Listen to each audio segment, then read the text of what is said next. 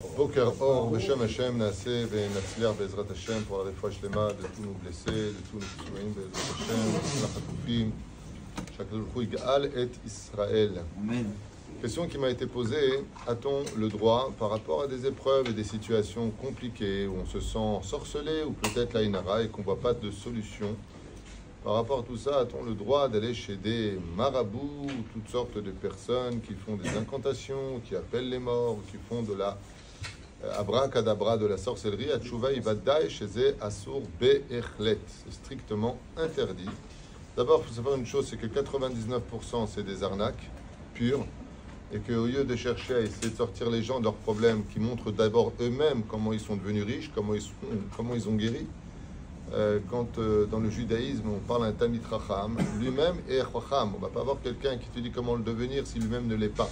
Même si le proverbe dit que les cordonniers marchent eux-mêmes souvent pieds nus alors qu'ils réparent les chaussures des autres. Aval dans le judaïsme par rapport à un choix et par rapport à une situation. Par contre, dans la Torah, Tamim Tiyeh Hashem Elokecha, c'est-à-dire intègre. Pashut Meod, tout ce qui t'arrive dans la vie, ça correspond à des cheshbonot shamaim, ça correspond à des réparations. Et comme on le raconte à propos de l'histoire du roi Salomon, où un homme, à son époque, connaissait le langage des oiseaux, alors il a entendu les oiseaux parler de son épreuve, et comme il comprenait le langage des oiseaux, alors il a voulu changer d'épreuve. Bah, sauf au lieu que c'est sa vache qui est morte, c'est lui qui est mort. C'est dommage. Il aurait été préférable qu'il perde sa vache que lui-même meure. Mais comme il a compris que c'est sa vache qui devait mourir, qu'est-ce qu'il a fait? Il l'a vendue. Il a dit, ah, comme ça j'ai contourné l'épreuve, j'ai contourné le problème. Et ainsi donc, j'ai pu arnaquer le ciel. Bah, sauf l'ange de la mort, au lieu de lui venir prendre ses affaires, il lui a pris sa vie, ce qui lui a coûté donc la vie.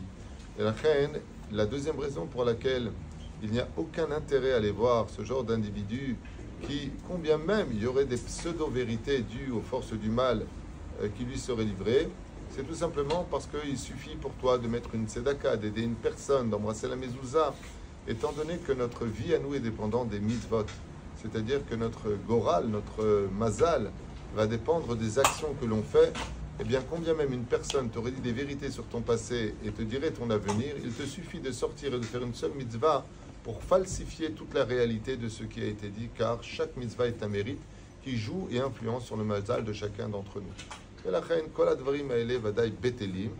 Et si vous posez la question, alors quoi, il n'y a rien à faire, alors on reste comme ça et on souffre? Réponse très simple.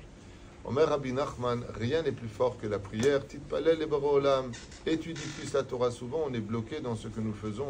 Parce que Kadosh Baruch Hu, il te dit, il devrait faire maintenant. Tu ne peux pas dire que tu travailles du matin au soir. Va étudier la Torah. Un des meilleurs élixirs pour le mazal et dans la vie, c'est l'étude de la Torah. Lech tilmad Torah. Et si vraiment des fois ça bloque, ce n'est pas une question de abracadabra. Parce que tu as vexé quelqu'un, parce que tu as aussi, peut-être raté une occasion de faire plaisir à quelqu'un avec la reine. Toutes ces choses-là, le fait de vexer une personne qui t'en veut, qui te tient rancœur, peut bloquer ton mazal. Et ce n'est pas des épreuves qui s'abattent sur toi, c'est tout simplement que tu as manqué de diplomatie et de savoir-vivre. Combien j'ai rencontré de gens, malheureusement, surtout ces derniers temps, avec la nervosité et la tension internationale, qui vexent les uns et les autres. C'est-à-dire non seulement ils ont tort, mais ils se débarrassent de leurs responsabilités avec « Bon, écoute, la prochaine fois, je ne te rendrai pas service. » Mais tu ne rends pas service. Tu me fais perdre de l'argent, tu me fais perdre du temps, tu me fais perdre de l'énergie, et tu me dis « La prochaine fois, je te rendrai. » Non seulement tu fais quelque chose de pas bien, mais en plus de ça, tu t'en débarrasses d'un clin d'œil. Alors, peut-être que ce genre de choses intervient aussi dans le ciel, parce que la personne garde de la akpada dans son cœur. Pas tout le monde est tzaddik. Pour celui qui Bezrat Hashem veut trouver des solutions, le plus important, va chez un Talmid Chacham, explique-lui plus ou moins ton problème, vois ce qu'il te dira de faire, mais quoi qu'il advienne, ne fais jamais appel aux forces obscures pour sortir d'un problème, parce que combien même, à travers de toutes sortes d'incantations, il t'en sortirait, c'est un peu comme la mafia. La mafia, tu l'appelles pour te sortir d'un problème avec une personne, ce que tu oublies, c'est qu'une fois que la mafia, elle te connaît, elle vient aussi te taxer toi-même. Ainsi, exactement pareil dans les forces du mal. Tu fais appel à ce genre de choses, à ces marabouts, à toutes sortes de sorcelleries, les minéem, même si le Rambam il dit qu'il ne faut même pas tenir compte de ça. Le Rambam dit que c'est des ch'touillottes de mitzagvaniot, mais beaucoup d'autres disent que ce n'est pas du tout des ch'touillottes et j'en fais partie.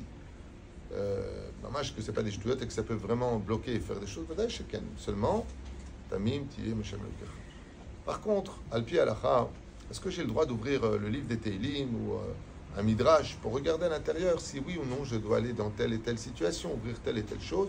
Et voilà que j'ouvre et je trouve, tu n'iras pas sur ce chemin. Est-ce que j'ai le droit ou pas? Réponse, oui, absolument, Al-Pi Halacha.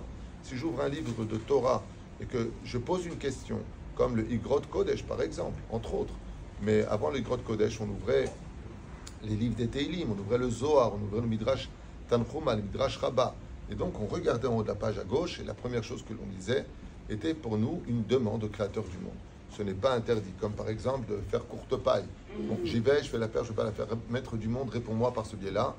Est-ce que je sors une petite paille, une grande paille? C'est des ch'touillottes. Aval, est-ce que c'est permis? Oui, parce qu'il n'y a pas d'interdit. Il n'y a pas de abracadabra, il n'y a pas de citra, hara, il n'y a pas de force du mal derrière. C'est ce qu'on appelle le goral ou de sortir des papiers, chose qu'on pratiquait d'ailleurs pour élire le nouveau Kohen Gadol. C'était ou courte paille ou des papiers. Avant, on faisait même des courses sur la pente pour le premier qui arrivait en haut. Donc il y avait toutes sortes de goral qui étaient sortis. Tant que le goral, tant que ce qu'on va demander est permis à Al-Pi Halacha, on peut le faire. Et il y a, pour finir, le goral Al-Pi Kabbalah de Ibn Ezra. Donc on appelle le goral du Chol. Ce sont des points qu'on fait, c'est un peu un spécial qu'on peut retrouver dans le livre Ilkut Moshe.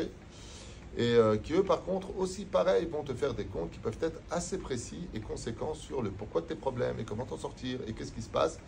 Mais à fil ou achi, même ça, il est préférable d'éviter qu'en cas d'extrême urgence, voire pikuach nefesh. Éventuellement, si on n'a pas trouvé de solution, ça vient de nos rabbanim, c'est un goral. Il y a le goral du Sefer Abaïr, que j'ai dans mon bureau aussi, qui peut te sortir des réponses. Mais encore une fois, la plus belle réponse, c'est la foi et de devenir meilleur. Baruch Adonai Leolam Amen.